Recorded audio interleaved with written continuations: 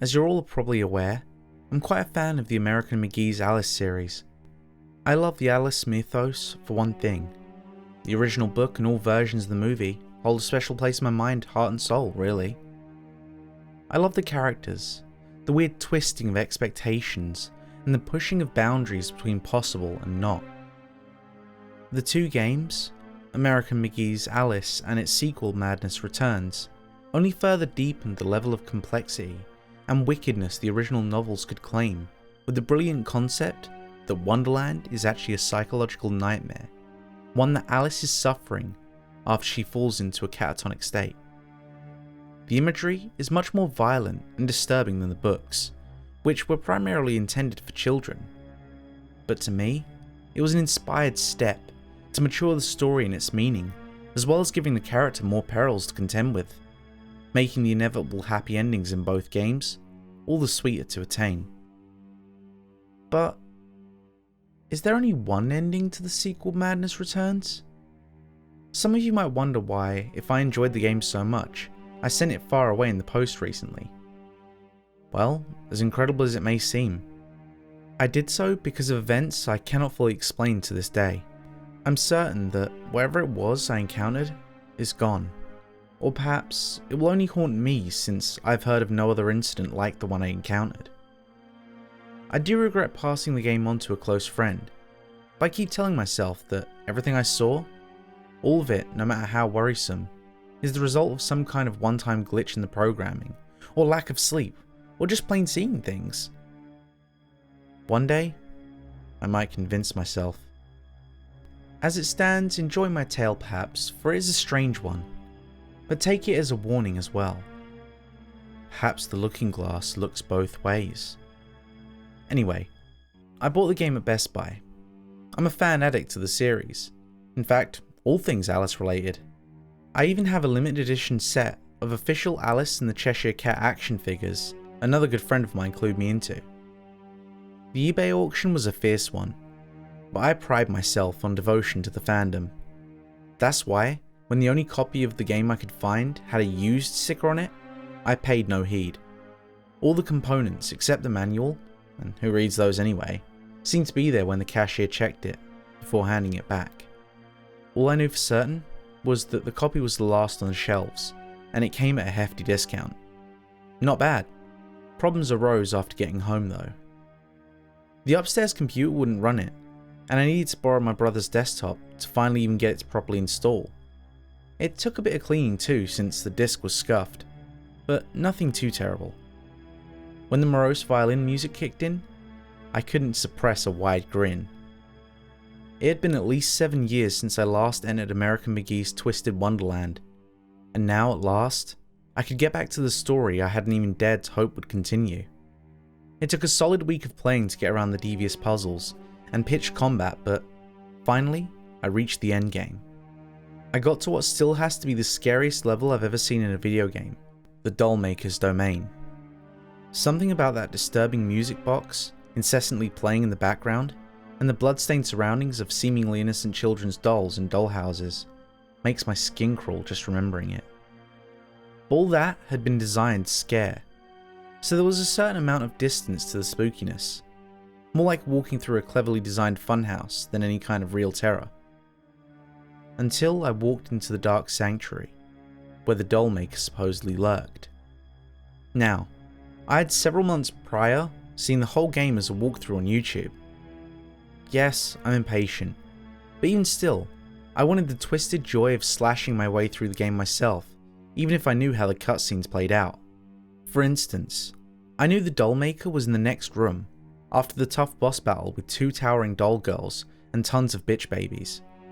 I kept saving my roses/health for the final push to see that room, but it never came. I entered the doorway that would lead to the room right before the Dollmaker's hideaway, and everything went black.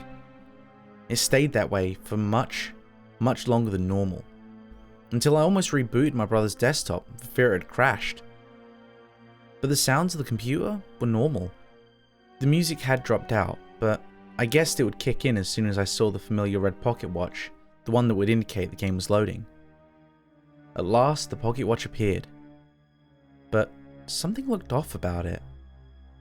After a while, I noticed the hands were turning backwards, and then I felt an involuntary shudder as some of the red of it began sliding down the black screen. This wasn't an animation I recognized at all, especially the way the red line dripping from the watch actually collected at the bottom of the screen of the desktop, like a raindrop. Fine added atmosphere, I suppose, but I was very thankful when the game finally flickered, yes, flickered back to light. But here again, something seemed very wrong. The music was gone entirely. I quit to the menu and squeaked in shock aloud, to my shame. The model of Alice in the menu was eyeless and bleeding tears, the chalk-white model she assumes when she enters Hysteria. This was very odd. I hadn't entered Hysteria recently, and even if you do, the model in the menu doesn't even have a skin for it to my knowledge. I hurriedly checked the sound options. All the levels were up above mute. So why was there no music? I listened. There was something, but it was barely above a whisper, almost a low hissing sound over the speakers. Fiddling with the volume tabs did nothing to make it louder. I put my ear to one and listened hard. It sounded like many people were whispering on a loop, their voices echoing. Betrayer. Betrayer.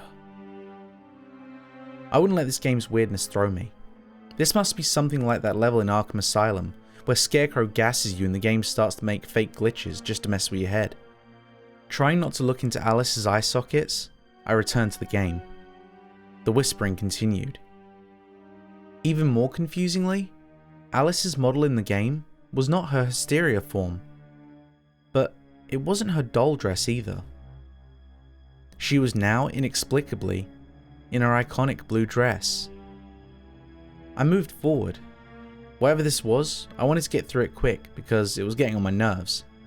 Really, I needed some enemy to fight to break the tension, and I knew as soon as I entered the center room with the platform mounted by 2 chains, I would instantly be attacked by lots of ruins. But try as I might, search as I could, there wasn't a single enemy there. The architecture was the same in the last room, but no triggers activated, no cutscenes, nothing. This was irritating. In order to even get to the doll maker, I needed to kill the enemies to make the stairs appear.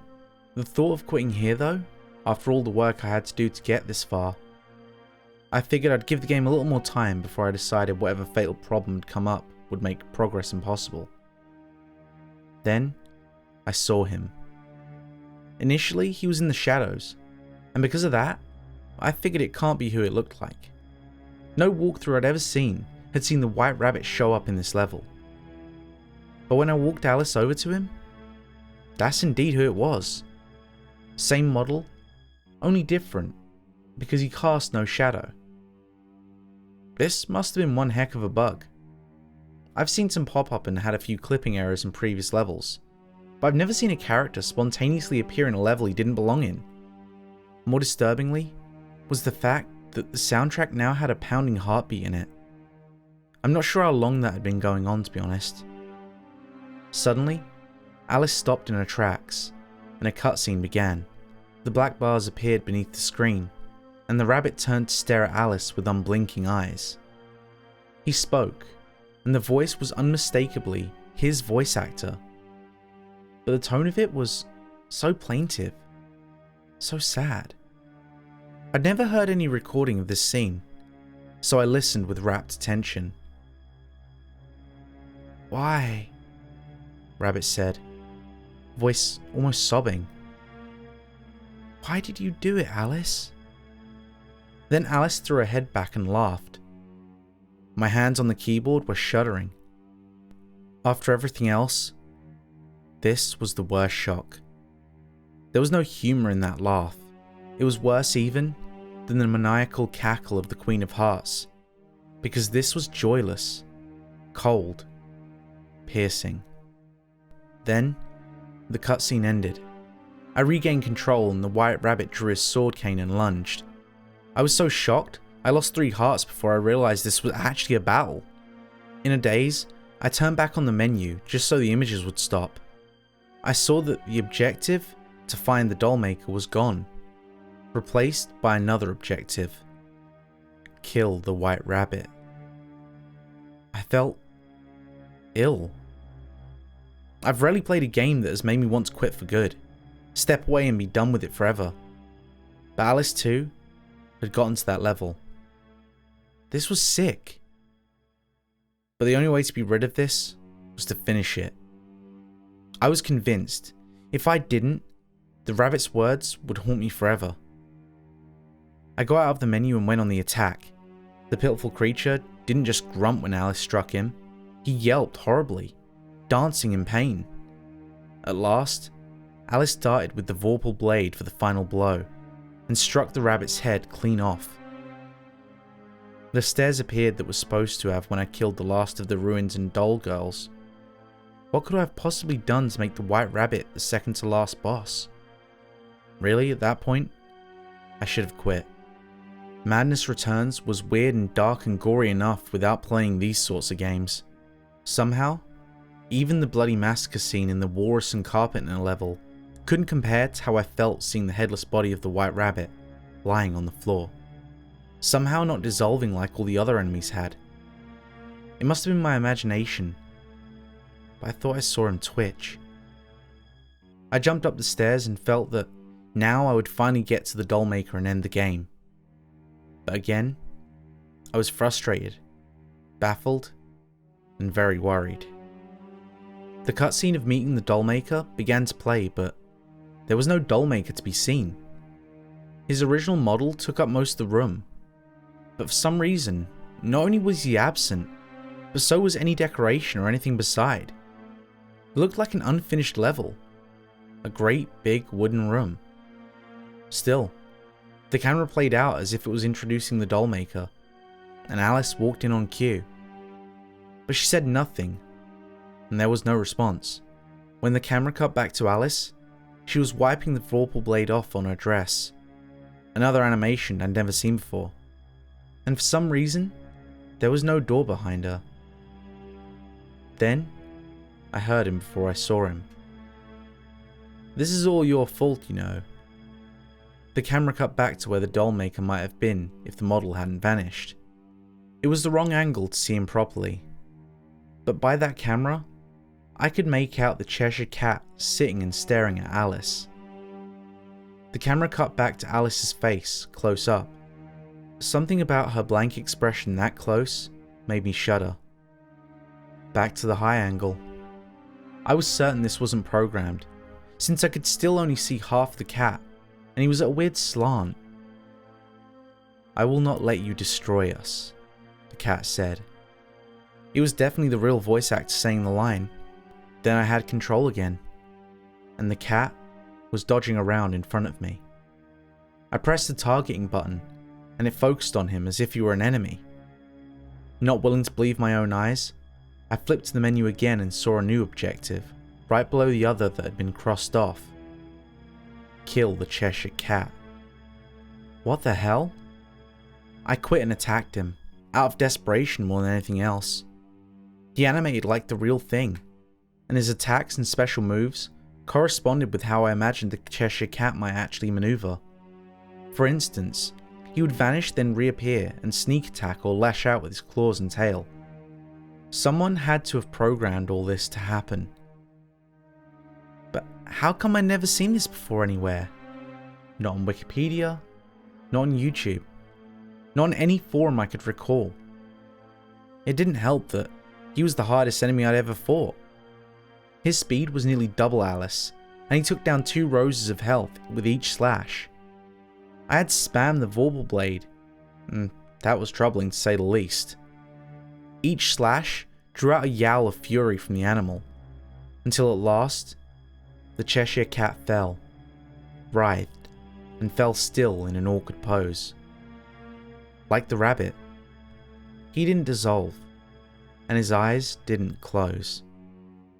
That accusing, yellow-slit pupil glare frightened me, even though I knew it was all just a game. Another cutscene? How many glitches can you name that have this many? This time, it was even weirder if that was possible at this point. The cutscene showed Alice entering one of the little doors that led to a memory of her childhood.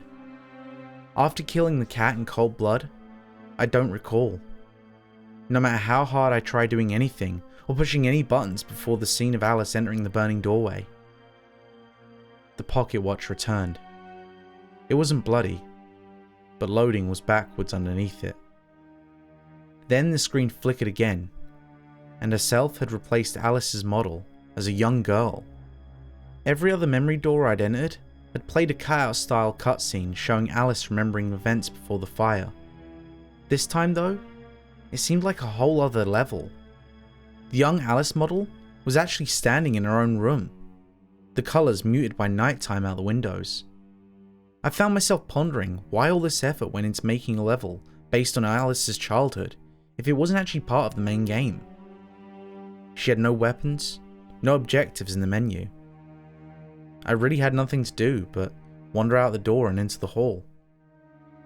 Now, there was the incessant ticking of a clock in the background. It looked like there was nowhere to go but down the stairs, but I'm too experienced in games to go the way the game tells you to without looking off the beaten path for items. The hall above the stairs had two other closed doors and a bathroom. The bathroom could be opened fine.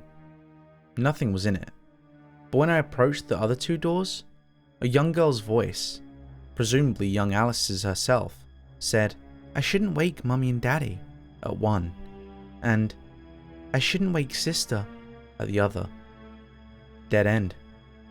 I went down the stairs and past the foyer to the front door, still marveling at all the details of this house level, which I've even now yet to see in screenshots or videos. At the front door, young Alice stopped dead and said, "I have something I need to do." One other door was open. The library. Maybe now I'd be able to leave this memory and continue the game. Maybe, I hoped fervently, that the game would have worked out its glitch and gone back to normal. The library looked exactly as it had in pre-rendered cutscenes, surrounded by Mr. Lydell's photography equipment. Only, it was all rendered in 3 dimensions like the rest of the game. There was nothing to interact with I could see, so I moved to the fireplace to investigate. For a moment only, I saw a button prompt to use the interact command. I kept searching for it around the library, with no success, until I finally walked back to the fireplace. Then I saw it clear as day, and felt my heart sink. Burn down house. It took me a while to select the interact command. When I did, it didn't enter a cutscene. I just lost control and looked on in horror as young Alice took out a flaming twig and tossed it into the flammable photography equipment. Then, still in third person, with the heads-up display still on, young Alice pulled down some books, opened one, and ripped out its pages, then set fire to the pile. All the while, she made this horrible demented giggling, singing to herself as the flames caught the shelves and began to roar to the ceiling. I couldn't move. I didn't know what was going on, especially when the screen flashed red and Alice began to take damage. Her model actually caught fire, in a way it might if Alice was really burning from an enemy attack or hazard. Eventually, the Rose health counter reached 0. But there was no death animation. The screen just slowly faded to black. It stayed that way for 10 minutes. I wish my brother had been home, or anyone at the time, just so that I could have the comfort of another human, some kind of connection with the real world after all this. Abruptly, there was a loud screech, the kind a computer generally makes when the hard drive is corrupted or a music file is skipping. This was so loud I flipped the speakers off and I felt like I had a headache afterwards. The screen flickered, stayed dark, and then turned on again. It looked like the ending of the game this time, the proper one. The melding of London and Wonderland loomed in the sky, as if everything had played out the way it was supposed to. I turned back on the sound. No music. just distant humming like insects. I noticed the models on the screen were moving, and the flowers swaying and the clouds shifting, etc. But the camera wasn't. I couldn't see Alice or anyone. Just Wonderland/London, or Lunderland as it's known. Then I heard a light thud and shifting of gravel. When the sound repeated, I recognized it as a footstep. Alice was approaching the screen from far away. I jiggled the mouse trying to change the camera angle, but it stayed fixed. Alice continued to walk at a deliberate pace, expressionless as ever. I actually drew away from the screen when she leaned over and looked directly forward, as if trying to meet my eyes. Then she smiled. When I closed my eyes, I can see that smile. "You must be," she said enigmatically, "or you wouldn't have come here." It sounded like the voice actress, only for some reason, the sound quality made it seem closer than the usual speaker sound. Then her eyes went strange. Blood red, entirely, but with slit pupils. Her smile broadened too far to be natural. The image froze, and over the speakers came a rising howl that just seemed to get louder and louder, like someone in mortal agony. I punched the start button hard until finally the computer mercifully shut off. I was quivering like a leaf when my family got home. I tried to explain what I'd undergone, but I figured it would sound too crazy. Perhaps it still does even after. I've gotten the courage to write it all down here, but as I said, it was probably just an unlikely series of game issues and my own overactive imagination. Either that, or the scariest video game alternate ending it's ever been my misfortune to see. And before you ask, I have no idea how I managed the alternate ending to Madness Returns, and I never intend to try and repeat it either. Thank you for sticking around to the end. If you enjoyed today's story, don't forget to leave a like. And if you want to hear more stories like it, don't forget to subscribe and click that bell icon. That way you'll never miss a story. Oh, and if you haven't already, don't forget to follow me on Twitter so you can keep up with the latest goings on the channel.